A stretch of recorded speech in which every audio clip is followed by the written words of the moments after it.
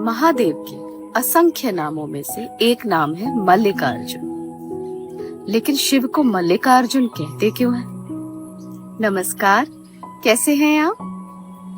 अनेक पौराणिक कथाएं और उन्हीं में से एक कथा है अर्जुन के शिव को फूलों से ढक दिए जाने की। हुआ कुछ यूं कि कृष्ण के आदेश पर अर्जुन वन में गए तपस्या करने। उन्हें करनी तो तपस्या थी, लेकिन भूलवश शिव से युद्ध कर बैठे और उस युद्ध के मध्य में आ गई देवी। कहते हैं जब भी धनुर्धारी अर्जुन शिव पर तीर चलाते तो देवी उन तीरों को फूल में बदल देती। कौन से फूल में? जिसे आप चमेली या जैस्मिन कहते हैं, या तमिल में कहूं तो मल्लिका। अर्जुन ने शिव पे इतने तीर चलाए कि शिव मल्लिका के फूलों से ढक गए और तब अर्जुन को अपनी भूल का अनुभव हुआ और उन्होंने महादेव से क्षमा मांगी। महादेव ने उन्हें माफ किया और वरदान भी दिया और तभी से हमारे महादेव कहलाए मल्लिकार्जुन। आंध्र प्रदेश के कृष्णा जिले में कृष्णा नदी के तट पर श्रीशैल पर्वत पर विराजमान है श्रीशैलम श्री मल्लिकार्जुन। 12 ज्योतिर्लिंगों में से एक है ये ज्योतिर्लिंग और इसे दक्षिण का कैलाश भी कहते हैं। इतना ही नहीं, एक सुखद संयोग यह है कि यहाँ एक शक्तिपीठ भी है। आदि शंकराचार्य के अष्टादश शाक्त पीठ स्तोत्रम में जिन 18 स्थानों का उल्लेख मिलता है उनमें से यह एक स्थान भी है। कहते हैं यहाँ देवी सती की ग्रीवा अर्थात गर्दन गिरी थी। सोचिए तो कितना पवित्र स्थान है जहाँ ज्योतिर्लिंग के साथ शक्तिपीठ भी है। भारत में ऐसे बहुत कम मंदिर हैं और आज से नवरात्र भी शुरू है। प्रथम शैलपुत्री का दिन है आज। अब तक आप समझ ही गए होंगे कि आज से हम जिस किताब की यात्रा पर हैं, उस किताब का संबंध इन्हीं मल्लिकार्जुन से है। मल्लिकार्जुन की अनन्य भक्त, परम तपस्विनी, योगिनी, तेजस्विनी महादेवी की लिखी कविताओं का पाठ करेंगे हम। लेकिन महादेवी ने ये कविताएं आपके लिए नहीं लिखी, ना ही मेरे लिए लिखी। इसे आप और मैं आज भले ही कविता कह लें, लेकिन ये तो संवाद है एक भक्त का अपने भगवान से। ये संत लोग हैं, इनकी वाणी होती है, इनके वचन होते, इनके लिखे गए वचनों को वचन साहित्य कहा जाता है। और आज से हम इसी वचन साहित्य में से महादेवी के वचनों का पाठ करेंगे। महादेवी ने इन वचनों को कन्नड़ भाषा में लिखा है, लेकिन इनका अनुवाद अंग्रेजी के अतिरिक्त अन्य कई भाषाओं में हुआ है। हिंदी में इसका भावानुवाद, जी हाँ, भावानुवाद। लेखक का कहना है कि इन वचनों का वो अनुवाद नहीं कर सकती, इनका मात्र भावानुवाद हो सकता है। इसीलिए उन्होंने इस अनुवाद को भावानुवाद की संज्ञा दी है। उत्सुकता बढ़ गई ना किताब के लिए? किताब का नाम है तेजस्विनी और इसे लिखा है गगन गिल जी ने। आज के लिए बस इतना ही। कल से हम महादेवी के वचनों का पाठ तो करेंगे, उनके जीवन से संबंधित कहानियों को भी सुनेंगे और ये भी जानेंगे कि महादेवी को कब, क्यों और किसने अक्का कहकर बुलाया। अक्का यानी दीदी। घोंसले में लौटने का समय हो गया है। कल इसी समय यात्रा की पुनः शुरुआत करेंगे। अगर आप इस यात्रा में मेरे साथ बने रहना चाहते हैं तो आप जानते हैं कि आपको करना क्या है। Just keep reading with me.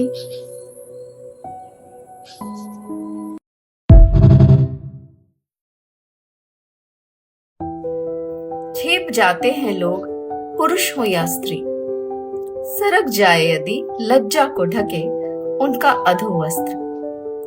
व्याप्त हो जब जीव जगत में बिना मुख का प्रभु, किससे तुम करोगे संकोच? समस्त जगत जब आंख प्रभु की, समस्त जगत जब आंख प्रभु की, देखती हुई सब, छिपाओगे क्या, ढकोगे क्या? नमस्कार, कैसे हैं आप? महादेवी के इस वचन को सुनकर आप इतना तो समझ ही गए होंगे कि उनका संतत्व कितने विकट मार्ग से होकर गुजरा होगा। सच कहती हूँ, एक क्षण को भी इन वचनों को पढ़ते हुए मेरी आंखों से उनके नग्न देह ओझल नहीं हुए। उनके ही केशों से ढकी हुई उनकी नग्न देह। एक स्त्री होने के नाते मैं ये जानती हूँ कि संपूर्ण वस्त्रों को धारण किए हुए भी जब मैं बाहर निकलती हूँ तो कभी कभी पुरुष की दृष्टि मुझे असहज कर देती है। तो कैसे रही होगी वह युवा 20 वर्षीय स्त्री इस संसार में निर्वस्त्र? कैसे पग धरे होंगे उसने? कितनी बार रोई होगी, कितनी बार याद किया होगा उसने अपने मल्लिकार्जुन को। क्या तभी वन में भटकते हुए वह यह कहती है कि वन हो तुम, वन के सब देव तरु भी तुम, तरुओं के बीच विचरते खग मृग भी तुम, सब में तुम में सब। कभी तो दिखलाओ अपना मुख ओ मल्लिकार्जुन, कभी तो दिखलाओ अपना मुख ओ मल्लिकार्जुन। जब आज की इस 21वीं शताब्दी में स्त्री अपने घर में, अपने कार्य क्षेत्र में सुरक्षित नहीं, तो जरा सोचिए 12वीं शताब्दी में क्या पुरुषों ने एक स्त्री को, एक नग्न स्त्री को जिसने संतत्व की तरफ अपना पग धरा हो और जिसने अपने वस्त्रों का भी त्याग कर दिया हो, उसे यूं ही घूमने दिया होगा? उसके सामने सम्मान से सर झुका लिया होगा? क्या उसे वेदने का प्रयास नहीं हुआ होगा? बिल्कुल हुआ। महादेवी ने अपने वचनों में पुरुष व्यवहार की कुरूपता, उनकी छेड़खानी और उन पर हुए जोर जबरदस्ती के प्रयासों का पूरा विवरण दिया है। देखिए तो क्या लिखती है महादेवी अपने ऊपर हो रहे जोर जबरदस्ती के बारे में। महादेवी कहती हैं, किसे परवाह है कौन तोड़ता है पेड़ से पत्ती, एक बार फल टूट जाने के बाद। किसे परवाह है कौन जोतता है जमीन, त्याग दी जो तुमने। किसे परवाह है कौन सोता है उस स्त्री के साथ जिसे छोड़ दिया तुमने। एक बार प्रभु को जान लेने के बाद किसे परवाह है कुत्ते खाते हैं इस देह को या गलती है यह पानी में। कुत्ते खाते हैं इस देह को या गलती है वह पानी में। अपने मल्लिकार्जुन के लिए तड़प रही है वह स्त्री और मल्लिकार्जुन दर्शन नहीं दे रहे। और इसी मध्य पुरुषों की छेड़खानी, उनकी बदतमीजियों को सहन करते हुए विवश स्त्री क्या लिखती है जरा सुनिए। ओ भाइयों, क्यों कसते हो बोल, इस बिखरे बाल मुरझाए मुखड़े सूखी देह लिए स्त्री पर। ओ पिताओं, क्यों सताते हो स्त्री को, उसके अंगों में नहीं प्राण। छोड़ दिया उसने ये संसार, त्याग दी सब इच्छा, हो गई वह भक्तन। सोई थी वह मल्लिकार्जुन के संग, अपनी जान अब गवा बैठी। ओ भाइयों,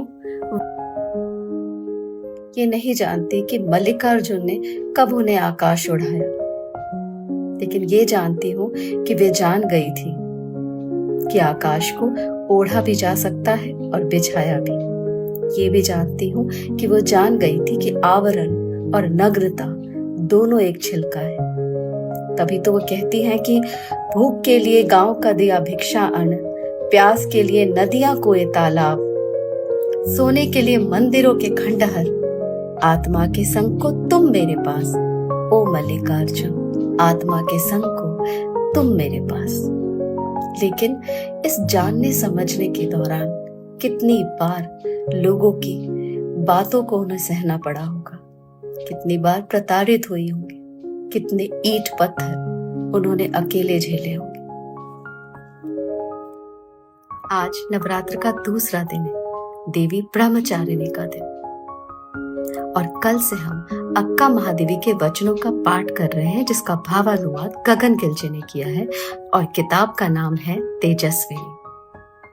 अक्का महादेवी ने अपने वस्त्रों का त्याग किया। ब्रह्मचर्य का पालन तो वो कर रही थी, लेकिन उन्होंने अपने वस्त्रों का भी त्याग कर दिया। इसका क्या कारण रहा होगा? साथ ही वस्त्र त्याग करने के बाद संत बनने की राह तो और भी कठिन हो गई होगी। इस राह में उन्हें और कितने कष्टों का सामना करना पड़ा। ये और उनके वचनों का पाठ, ये सब हम करेंगे कल। आज के लिए बस इतना ही। अगर आप मेरे साथ इस उड़ान में बने रहना चाहते हैं तो आप जानते हैं कि आपको करना क्या है। Just keep reading with me.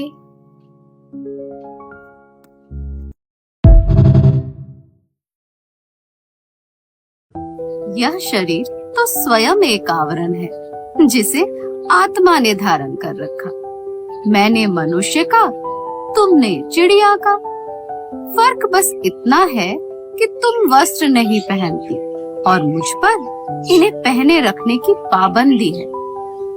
तुम जैसी साहसी भी तो नहीं जो झेल जाऊं ठंड, गर्मी और बरसात, और न महादेवी जैसी दृढ़ निश्चयी जो हो पाऊं स्थित प्रज्ञ। नमस्कार, कैसे हैं आप? आज नवरात्र का तीसरा दिन, देवी चंद्रघंटा का दिन। चंद्रघंटा जो प्रतीक है एम्पावरमेंट और लिबर्टी की, अर्थात मुक्ति और शक्ति। महादेवी ने अपनी शक्ति से मुक्ति प्राप्त की। उन्होंने सदा साकार से प्रेम किया और निराकार को पा लिया। महादेवी के वस्त्र त्यागने की कथा अत्यंत हृदय विदारक है। यूं तो कई कथाएं प्रचलित हैं, लेकिन वे सभी किंवदंतियां ही हैं। इस किताब में भी एक किंवदंती दी गई है जो मैं आपसे आज शेयर करूंगी। इतना तो तय है कि वे अनन्य सुंदरी थी और उनका जन्म एक शिव भक्त परिवार में हुआ था। शायद इसीलिए उनका नाम महादेवी भी पड़ा। बचपन से ही शिव की भक्ति में लीन रहती थी वे, और एक दिन नदी के तट पर पूजा करते हुए उन्हें एक राजा ने देख लिया। राजा जैन थे। राजा ने महादेवी के सामने विवाह का प्रस्ताव रखा, जिसे महादेवी ने मान तो लिया क्योंकि माता पिता का भी दबाव था उन पर। लेकिन उन्होंने राजा के सामने 2 शर्तें रखी। क्या थी वे शर्तें? उन्होंने कहा था कि उनकी पूजा अर्चना में कभी कोई अड़चन नहीं डाली जाएगी। उनकी दूसरी शर्त थी, उन्हें अपने गुरुजनों, सत्संगियों से मिलने दिया जाएगा। राजा मान गया। मानना ही था, वो उनके रूप पर मोहित था। विवाह संपन्न हो गया, लेकिन अमूमन जैसा होता है 1-2 वर्षों में ही सब शर्तें टूटने लगी। अब मैं आपको वो घटना बताने जा रही हूँ जिसे सुनाते हुए मैं जितनी भावुक हो रही हूँ, शायद आप भी उतने ही भावुक हो उठे। महादेवी हर सुबह की तरह उस सुबह भी स्नान के पश्चात अपने महादेव की पूजा कर रही थी। सद्य स्नाता अर्थात अभी अभी स्नान करके आई हुई स्त्री सद्य स्नाता महादेवी को देखकर उनका पति कामातुर हो उठा। उसमें इतना भी धैर्य नहीं रहा कि वह पूजा समाप्त होने तक रुक जाए। उसने महादेवी के वस्त्र खींच दिए। महादेवी का वस्त्र खुल गया और उनका ध्यान भी भंग हो गया। महादेवी ने अपने उगरे शरीर की ओर संकेत कर उसे धिक्कारा। क्या इस देह के लिए तुमने मुझे ऐसा कलेश दिया है? पति ने कहा, तुम अब मेरी संपत्ति, तुम्हारे वस्त्र और आभूषण भी। अब मैं तुम्हारे साथ जब जो चाहूं, जैसा चाहूं वैसा कर सकता हूं। स्त्री एक संपत्ति ही तो है। आप हमेशा पूछते हैं ना कि स्त्री अपने अधिकारों को क्यों मांगती है? हमेशा स्त्री अधिकार की बात क्यों की जाती है? सोचिए तो, जो बात आपको यूं ही मिल गई जन्म के साथ, उस हर एक बात के लिए स्त्री को संघर्ष करना पड़ा।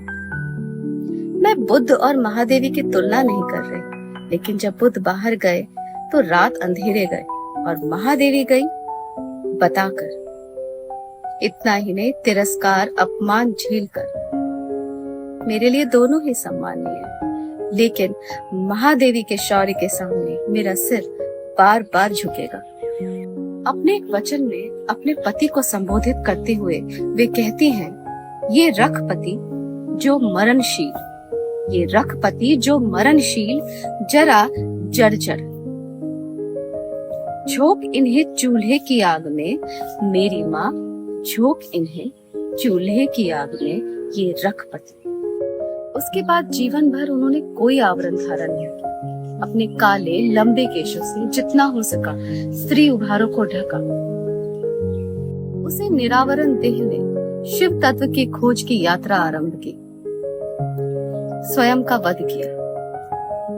गगनगिल जी लिखती हैं, महादेवी ने अलामा प्रभु के अनुभव मंडप के बारे में सुन रखा था, लेकिन वह स्थान 800 किलोमीटर दूर था। उनकी नग्न स्त्री देह महीनों पैदल चली, भिक्षा मांगती हुई, फब्तियां सुनती हुई, तिरस्कार झेलती हुई, यहाँ तक कि ईंट पत्थर भी बरसाए गए उन पर। और पुरुषों का व्यवहार तो आप जानते हैं, जोर जबरदस्ती, छेड़खानी। लेकिन वे पहुंच गई अनुभव मंडप तक। लेकिन कहते हैं कि शिव तत्व की प्राप्ति तो उन्हें रास्ते में ही हो गई थी। उनकी आंतरिक शारीरिक संरचना बदल चुकी थी, मासिक धर्म बंद हो गया था, यहाँ तक कि काया छिद्रों में से राख की विभूति निकलनी शुरू हो गई थी। यहाँ ये बात कहनी बहुत आवश्यक है कि विभूति उनकी योनि से भी झड़ती थी। रहस्यवादी इसे शिव से मिलन की उच्च अवस्था कहते हैं।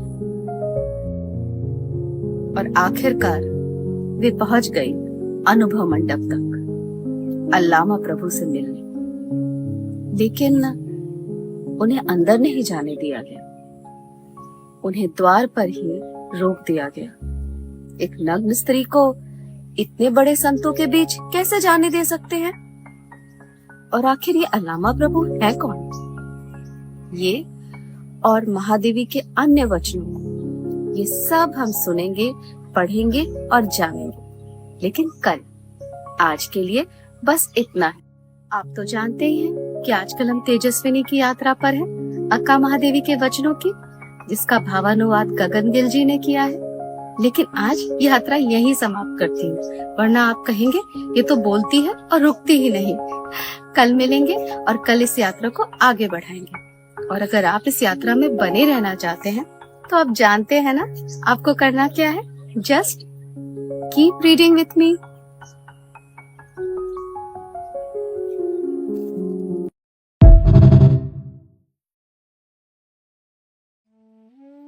अक्सर लोग पूछते, ईश्वर अगर है तो कहाँ है?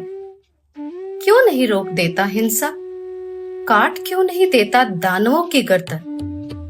ये सारे प्रश्न करते, पर एक बार भी अपने भीतर नहीं झांकते कि कितनी बार प्रयास किया किसी के लिए ईश्वर बनने का और कितनी बार बने दानव। समस्या तो यह है कि पहले मनुष्य बनाता ईश्वर, रखता उनके नाम, फिर बनते कुछ लोग उस ईश्वर के प्रतिनिधि और कुछ कहलाते भक्त। संक्रमण होता देख ईश्वर के अस्तित्व पर उठने लगते प्रश्न। नहीं करता कोई उसे जागृत करने का प्रयास, जो निराकार, अनासक्त, मौन बैठा हर जीव के भीतर। सोचो कि अगर जाग जाए हर जीव में बैठा ईश्वर, तो नहीं पड़ेगी आवश्यकता किसी मंदिर, मस्जिद या गिरजे गुरुद्वारे की। नहीं चाहिए होगा कोई पंडित, मौलवी या पादरी। मेरा ईश्वर मेरे भीतर। नमस्कार, कैसे हैं आप? कभी कभी बेचैनी होती है ना, जब चारों तरफ नेगेटिव एनर्जी को उठते हुए देखते हैं। लगता है जैसे संक्रमण फैल रहा है। हम इनकी बातें करते हैं, बुराइयों की, लेकिन इन्हें हटाने के इच्छुक नहीं होते, क्योंकि जो बुराइयों को हटाने के इच्छुक होते हैं वे उस बुराई को हटाने के लिए समर्थ भी होते हैं। वे कभी भी असमर्थता का रोना नहीं रोते हैं। ऐसा ही एक संक्रमण का दौर आया था 12वीं सदी में। उस समय उत्तर भारत में तुर्की लुटेरों की मार काट मची हुई थी और दक्षिण भारत में ब्राह्मणों का दुर्व्यवहार और उनका वर्चस्व। प्रजा दोनों जगह दुखी थी। वो अपनी आस्था के लिए एक नया आधार ढूंढ रही थी। ब्राह्मणों के विरोध में, उनके वर्चस्व के विरोध में जो पहली आवाज उठी वो थी बासवना की, जो स्वयं एक कुलीन ब्राह्मण थे, लेकिन उन्होंने अपना यज्ञोपवीत तोड़कर इस विरोध का आरंभ किया। गगन जी लिखती हैं, उन्होंने व्यक्तिगत इष्ट देव का ऐसा आंदोलन चलाया कि अनुयायियों ने मंदिरों में ब्राह्मणों से तिरस्कार सहने की जगह शिवलिंग के छोटे छोटे प्रतीक कंठ में पहन लिए। जब भी उनकी भावना होती, वे भक्त गले में से अपने शिवलिंग को उतारते और हथेली पर रखकर उसकी पूजा कर लेते। आदि शिव इनके अंतरंग हो गए। आपने अक्का महादेवी के चित्रों में अक्सर देखा होगा कि उनकी हथेली में ठीक बीचों बीच एक छोटा सा शिवलिंग रखा हुआ है। ऐसा क्यों? क्योंकि अक्का महादेवी भी एक वीर शैव थी। लेकिन ये शैव वीर क्यों कहलाए?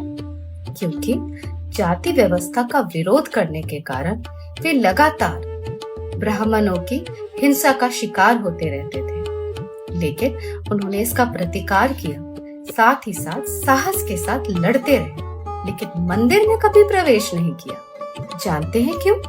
क्योंकि वे कहते थे उनका मंदिर उनके पास, उनका देवता उनके पास। आज जो वीर शैव संतों के चित्र हमें देखने को मिलते हैं, सबके कंठ में शिवलिंग का लटकन बंधा है, उनकी हथेली पर भी रखा है। आगे जाकर बासवना की अगुवाई में वह लिंगायत समुदाय बना था। इनकी सत्संग सभा का ही नाम था अनुभव मंडप। जैसा कि नाम से स्पष्ट है, इस सभा में ईश्वर का आंतरिक अनुभव ही सर्वश्रेष्ठ और सर्वमान्य था। उस समय के महान तत्वज्ञानी अल्लामा इस बैठक के अध्यक्ष थे, अर्थात प्रभु थे। धीरे धीरे उनका यही नाम प्रसिद्ध हो गया, अल्लामा प्रभु। कहते हैं अल्लामा प्रभु को शिव ने अपलक साक्षात दर्शन दिए थे। सोचकर भी आज के समय में आश्चर्य होता है कि हमारे बीच में इतने महान साधक थे।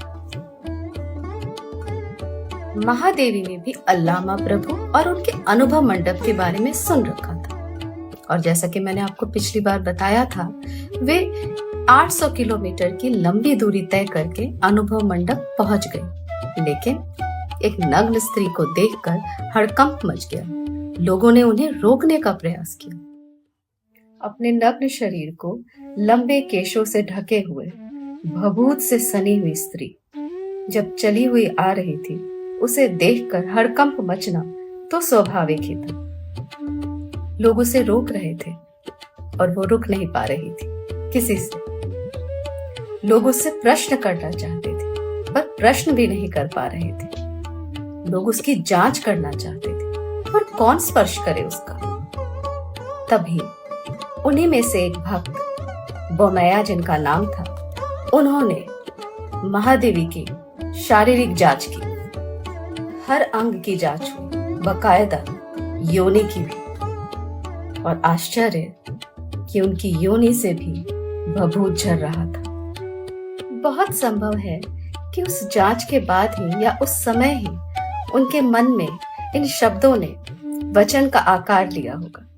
वे लिखती हैं, जैसे रेशम का कीड़ा बुनता है अपना घर, सब प्रेम अपनी ही मज्जा से, और मर जाता है अपनी देह से लिपटे, वैसे मैं जलती हूँ अपनी देह की इच्छा में। चीर डालो ओ प्रभु कामना से भरा मेरा हृदय, मेरे मल्लिकार्जुन। क्या महादेवी की शारीरिक जांच के बाद उन्हें अंदर जाने दिया गया? क्या वे अनुभव मंडप में जा पाए? क्या अल्लामा प्रभु उनसे मिले? और क्या इसी घटना के बाद महादेवी कहलाई अक्का महादेवी? हम ये सब जानेंगे, लेकिन आज नहीं, कल। आज नवरात्र का चौथा दिन है, देवी कुष्मांडा का दिन। कहते हैं अपने एक मोहक स्मित से उन्होंने संसार की संरचना कर दी और महादेवी ने अपने प्रेम से अपने मल्लिकार्जुन को पा लिया। जैसा कि आप जानते हैं, पिछले कुछ दिनों से हम महादेवी के वचनों का ही पाठ कर रहे हैं, जिसका भावानुवाद गगन गिल जी ने किया है और किताब का नाम है तेजस्विनी। अगर आप इस यात्रा में बने रहना चाहते हैं तो आप जानते हैं कि आपको करना क्या है। Just keep reading with me.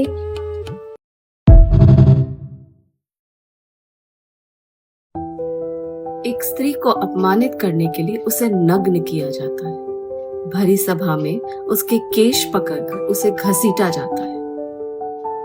उसके साथ जोर जबरदस्ती की जाती है। और एक पुरुष को अपमानित करने के लिए वही उसकी स्त्री को अपमानित किया जाता है। उस स्त्री को नग्न किया जाता है, उसके साथ जोर जबरदस्ती के प्रयास होते हैं। और अगर ये सब ना कर पाए तो अभद्र भाषा का प्रयोग किया जाता है और उन गालियों में किसका नाम लिया जाता है? आप जानते ही हैं, एक स्त्री का। नमस्कार, कैसे हैं आप? इस समाज को स्त्री का सौंदर्य तो स्वीकार है, उसकी विद्वता नहीं। इसीलिए उसकी विद्वता को हमेशा संशय की दृष्टि से देखा जाता रहा है। आपने सुना होगा ना अक्सर लोगों को कहते हुए she is beauty with brain. आपको क्या लगता है, ये उसकी तारीफ है, प्रशंसा है? जी नहीं, ये उसका अपमान ही है। उनका ये सोचना है कि अगर कोई स्त्री बुद्धिमती है तो वो सुंदर ही नहीं हो सकती, और अगर कोई स्त्री सुंदर है तो उसका बुद्धिमान होना संभव ही नहीं। और अगर कोई स्त्री उन्हें दिख जाए ऐसी जो बुद्धिमती भी हो और उसके पास सौंदर्य भी हो, तो ये उनके लिए रेयर कॉम्बिनेशन हो जाता और वे तुरंत उस स्त्री को उपमा दे देते हैं, you are beauty with brain. कभी आपने सुना किसी स्त्री को पुरुष के लिए कहते हुए you are handsome with brain? नहीं ना, ये उपमा केवल स्त्री के लिए ही बनाई गई, क्योंकि विद्वता और सौंदर्य को एक साथ देख पाना पुरुष के अनुसार स्त्री में बहुत कम ही संभव है। शायद यही हुआ था महादेवी के साथ जब वे अनुभव मंडप पहुंची। आज नवरात्र का 5वां दिन है, देवी स्कंद माता का दिन, जो प्रतीक है पवित्रता और साधुता की, बिल्कुल इस हर श्रृंगार के फूल की तरह। मुझे तो इसमें भी माता नजर आती है। जब महादेवी अनुभव मंडप पहुंची तो उन्हें परीक्षा देनी पड़ी, अपनी साधुता की भी और पवित्रता की भी। उनकी शारीरिक जांच के बाद उन्हें अंदर जाने दिया गया। इसके बाद उन्हें अनुमति मिली अनुभव मंडप में अल्लामा प्रभु के समक्ष उपस्थित होने की। वहां भी अल्लामा प्रभु ने कठोर प्रश्नों से उनकी कड़ी परीक्षा ली। अंत में उनसे पूछा, जब तुमने आवरण छोड़ ही दिया है तो केशों से क्यों ढके हुए हो? महादेवी ने उत्तर दिया, मैं तैयार हूं प्रभु, मगर आप सभी अभी उस दृश्य के लिए परिपक्व नहीं है। सारी सभा उनके आगे नतमस्तक हो गई और बासवना ने उन्हें नाम दिया अक्का, दीदी। उसके बाद से ही महादेवी कहलाई अक्का महादेवी। लेकिन महादेवी का मार्ग ज्ञान चर्चा का न था। वे वहां रही, संतों से के साथ सत्संग किया, दीक्षा की प्रक्रिया भी देखी, लेकिन उनका ध्यान तो उनके मल्लिकार्जुन में ही रमा हुआ था। इसलिए कुछ माह बाद ही वह शैल पर्वत की ओर चली गई। अनुभव मंडप से कुछ 700 किलोमीटर दूर श्री शैलम ज्योतिर्लिंग के पास महादेव के स्थान पर कृष्णा नदी के तट पर आज भी उनकी वह गुफा है जहां वो रहती थी। आप चाहें तो जा सकते हैं। कहते हैं अंतिम वर्षों में उनके माता पिता उनके पास आए थे। उन्हें मनाने का प्रयास किया गया। राजा भी आया था, क्षमा मांगी, लेकिन तब तक वे बहुत आगे निकल चुके। अब लौटना संभव ही नहीं था। लगभग 10 वर्ष की दिगंबर साधना के बाद एक दिन वो अंदर ध्यान हो गई। कहाँ गई किसी को नहीं पता। उनके वचन आज भी व्याकुल करते हैं। ये सोच सोचकर मन सिहर जाता है कि कितना कुछ झेला होगा उन्होंने इस छोटे से जीवन में। जब उनका लिखा हुआ ये पढ़ती हूँ, छीन सकते हो तुम मुट्ठी का धन, छीन सकते हो तुम मुट्ठी का धन, छीन सकते हो मगर क्या देह की आभा, उतार सकते हो परत परत हर चीथरा देह को ढकता, छीन सकते हो मगर क्या वह शून्य दिगंबर, ढके है जो छिपाए है सबको, छीन सकते हो मगर क्या वह शून्य दिगंबर, ढके है जो छिपाए है सबको। ओ मूढ़, पहन रखी हो जिसने मल्लिकार्जुन की उषा, चाहिए क्या उस निर्लज को वस्त्र और आभूषण, चाहिए क्या उस निर्लज को वस्त्र और आभूषण। हम पिछले कुछ दिनों से अक्का महादेवी के वचनों की यात्रा पर हैं। इन वचनों का भावानुवाद किया है गगन गिल जी ने और किताब का नाम है तेजस्विनी। कल इस किताब के साथ हमारी यात्रा का अंतिम दिन है। आप साथ रहेंगे तो मुझे अच्छा लगेगा। आप जानते हैं ना आपको करना क्या है? Just keep reading with me.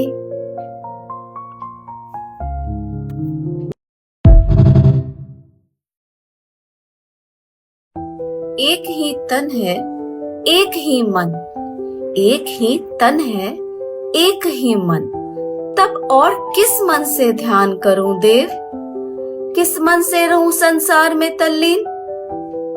हाय हाय हुआ अनर्थ, न लोक की हूं न परमार्थ की, दो गायों के बीच छोड़ दिए बछड़े सी, बेल पत्र और बेल फल को एक मान पकड़ा जाता है कैसे, बताना तो मल्लिका अर्जुन। नमस्कार, कैसे हैं आप?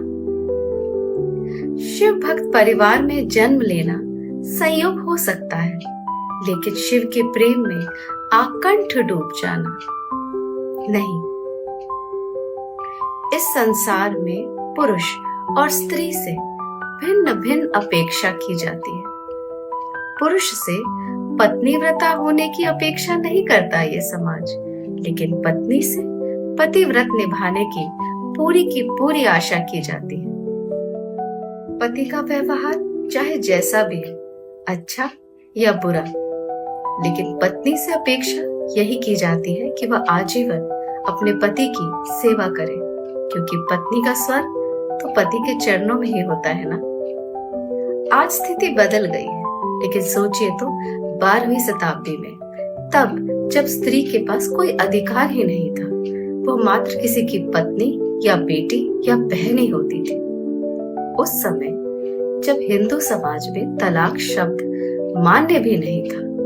हाँ, पतियों द्वारा पत्नियों को छोड़े जाने की घटनाएं अक्सर होती थी, लेकिन उन घटनाओं का कोई औचित्य नहीं।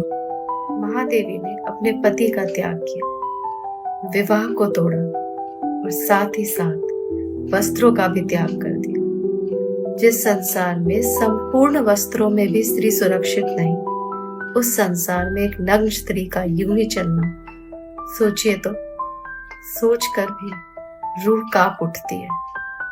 कितनी तकलीफ, कितनी पीड़ा झेली होगी, अपने शरीर पर कितने वार सहे होंगे। एक जगह महादेवी अपने वचन में कहती है, स्वामीहीन समझ मुझे छलो मत रे भैया, स्वामीहीन मुझे समझ छलो मत, मैं कभी भय कातर न होऊंगी, जी रही हूं सूखे पत्ते खाकर, सो रही हूं असी धार पर, मल्लिकार्जुन आन पड़ा यदि बड़ा व्याघात, तो तन प्राण अर्पण कर तुझको मैं परिशुद्ध बनूंगी। यहाँ 2 शब्दों पर ध्यान दीजिए। पहला शब्द है असीधार। असीधार अर्थात तलवार की धार। ब्रह्मचर्य व्रत के पालन हेतु एक परंपरा है। परंपरा अनुसार जब पति पत्नी दोनों ब्रह्मचर्य व्रत का पालन कर रहे होते तो अपने मध्य एक तलवार रखकर सोते थे। यहाँ पर महादेवी लिखती हैं, सो रही हूँ असी धार पर, अर्थात मैं स्वयं उस तलवार की धार पर सो रही हूँ। दूसरा शब्द है व्याघात। महादेवी लगभग हर दिन ही कई बार पुरुष के हिंसक व्यवहार का सामना करती थी। कई बार उन्हें कई दिन तक परेशान किया जाता था। उसी के बारे में लिखती हुई कहती हैं कि अगर कभी इस व्याघात में मैं शिकार भी बन जाऊं तो भी अपना तन और मन अर्पण कर फिर से शुद्ध हो जाऊंगी। एक शब्द है ना, इज्जत का लुट जाना, यहाँ उसी पर प्रहार किया गया है। महादेवी लिखती है कि वे चाहे मुझे अशुद्ध कर दे, ये संसार चाहे मुझे अशुद्ध मान ले, लेकिन मेरे मल्लिकार्जुन के एक स्पर्श से मैं पुनः शुद्ध हो जाऊंगी। अर्थात मैं कभी अशुद्ध नहीं, मैं तो सदा ही शुद्ध हूं। जो पाप करता है उससे शुद्धता का प्रमाण कोई नहीं मांगता। जिसके साथ गलत होता है उसे अपनी शुद्धता का प्रमाण देना पड़ता है, चाहे वो सीता हो चाहे महादेव। हम बहुत सारी किताबें पढ़ते हैं और बहुत सारी किताबें हमें अच्छी भी लगती हैं, लेकिन बहुत कम किताब ऐसी होती है जिसे पढ़ने के बाद और जिसके समाप्त होने के बाद हमें लगता है, अरे हम तो स्लो रीडर हुआ करते थे, इस बार इतनी जल्दी कैसे पढ़ लिया।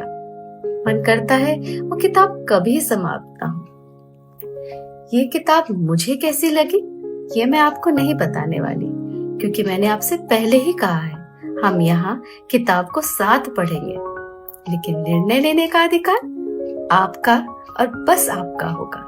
अब आपके पास इतनी रील इकट्ठी हो गई है कि आप इन्हें बैठकर इत्मीनान से देखें। अभी छुट्टियां आ रही हैं तो आराम से सभी रील्स देखिए और फिर निर्णय लीजिए। हाँ, मैं इतना जरूर कह सकती हूँ कि मैं जब तक जीवित हूँ अब महादेवी मुझसे विलग नहीं होंगी। वो मेरे अंदर बस चुकी है, उनके वचन भी, उनकी कहानी भी।